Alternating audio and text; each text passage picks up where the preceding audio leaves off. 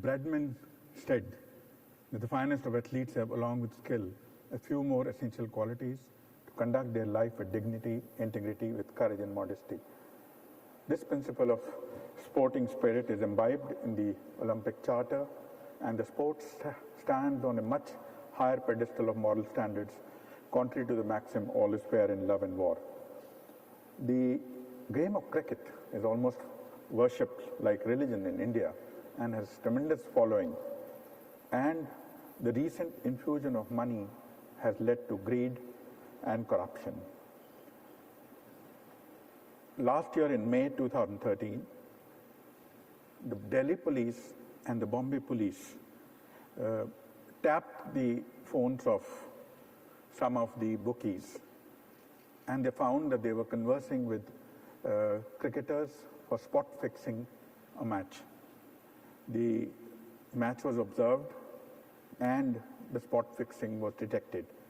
This led to criminal prosecution and some civil actions by the associate bodies, which eventually led to the order by the Honorable Supreme Court appointing the probe committee. The probe committee had the charter to see the allegations of betting, match fixing by the cricket officials, and also the involvement of the players and the other officials. We reached certain findings that they were betting by the stakeholders. We also arrived at a finding that further investigation was needed. So that led to the matter still being in court, and I gather the orders may be pronounced any day today for the further investigation. Now, we made certain recommendations which were about iconic players instructing the young players, also about the investigating wings of various bodies like the government and the sporting authority to coordinate. Today we have a problem that the sporting authorities, that the Board of Cricket Control has an anti-corruption unit on the line of the anti-corruption unit of ICC. But unfortunately, there is no coordination between the criminal justice system and the cricket authorities. We have recommended that there should be a coordination and sharing of information, because the anti-corruption unit does not have the power to tap.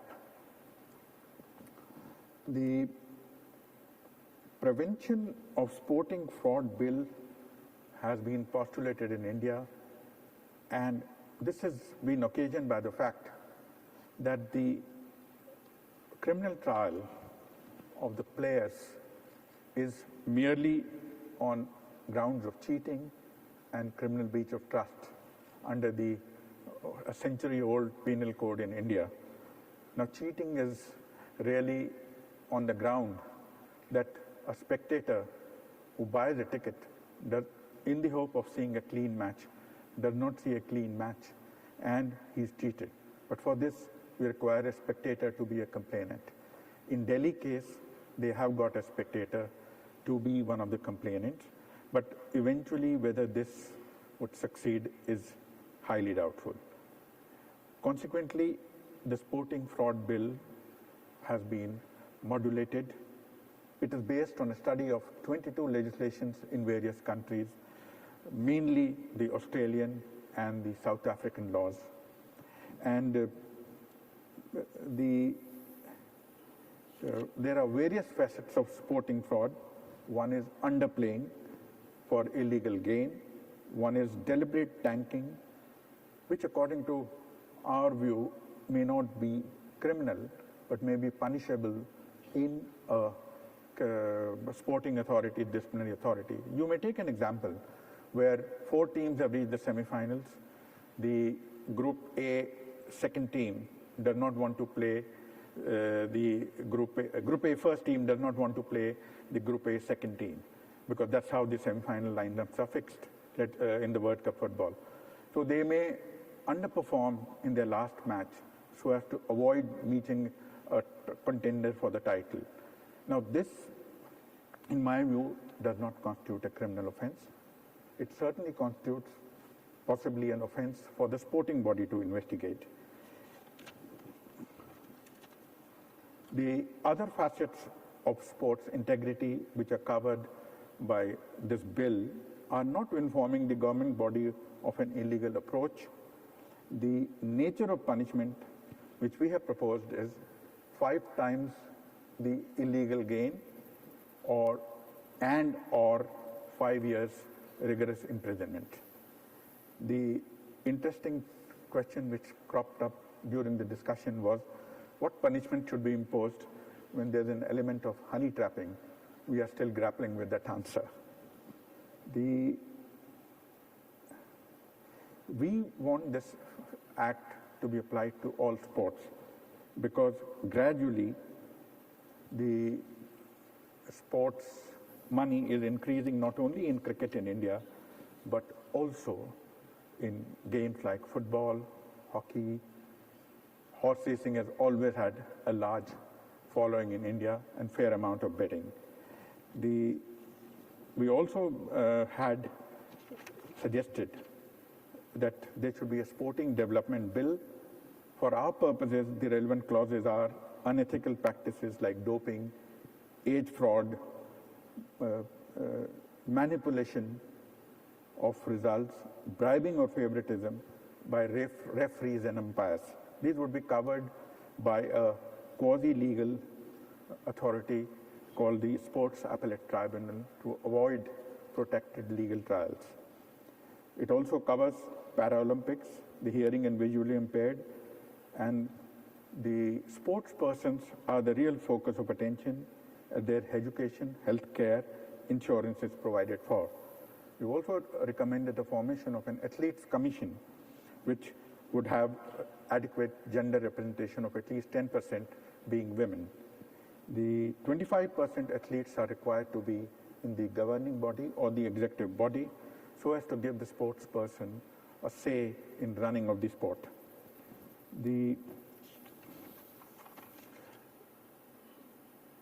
We have also ensured that the government interference is minimal. We have an operation in India, a Right to Information Act. That act gives a citizen a right to know information about various government functionaries. Now, we have suggested the utilization of that act in the sporting development bill, but we have suggested the application of that in the sporting development bill, and we would expect that this would not cover selection, health, and contract criteria. These would be kept out of the purview of the right to information because these are private to the sports person. We finally have an interesting facet of horse racing in India. Sometimes in the 80s, horse racing, which was permissible in about 9 to 10 cities in India, was banned in one state, Tamil Nadu. That led to a challenge in the High Court, which eventually reached the Supreme Court. The Supreme Court pronounced on the legality of horse racing and betting because as far as the state was concerned, it considered horse racing to be gambling and therefore immoral and illegal. There were also religious undertones to it because our mythology discloses that a king in Mahabharata epic bet away his kingdom in a game of dice and lost it. So there are these moral undertones. Anyway, the Supreme Court held that the horse racing is a game of skill, essentially a game of skill, predominantly a game of skill, not a game of chance, and therefore it was not, it would not amount to betting and gambling. That holds the field today, but my view is that one of the evils of illegal betting, the informal betting, is that betting is not legalized in India. As and when betting is legalized and the Chamber of Industry and Commerce has recommended that it should be legalized, we will hope to see that corrupt incidents are probed, betting patterns are detected, and we are able to move forward in a positive way. Thank you very much for your patience.